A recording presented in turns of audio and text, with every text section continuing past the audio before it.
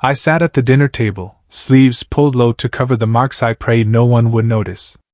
I barely touched my food, flinching at every sudden movement, every raised voice, every clatter of a fork. The room buzzed with casual conversation, laughter that felt miles away from where I sat. Then I felt it, my brother's eyes, locked on me from across the table. His smile faltered, his expression shifted. In that frozen moment, I knew he saw through the silence, and the bruises I could no longer hide. It hurts the most when it's family. Not just the physical pain, the kind you can hide under sleeves, but the gut-wrenching realization that someone you loved, someone who should have had your back, actively chose to watch you drown. And then, everything changes. My brother, Gareth, he saw the bruises on my arms at dinner. His eyes, they just lingered for a second too long, that flash of recognition, and then, nothing. He changed the subject. My husband, Caleb, squeezed my knee under the table, his fingertips digging into old wounds I'd perfected the art of hiding.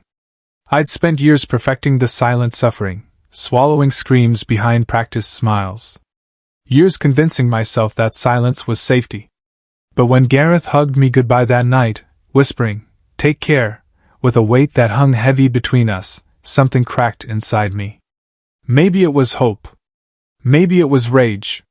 My name is Lena Carrington.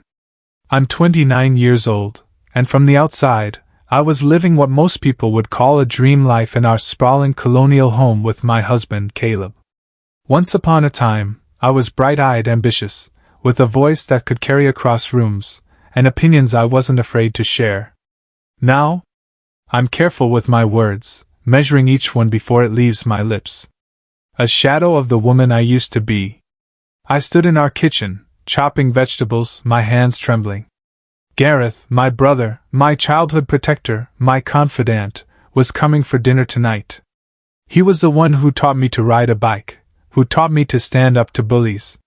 But these days, he felt more like a distant relative, someone I saw. Full story video added in below.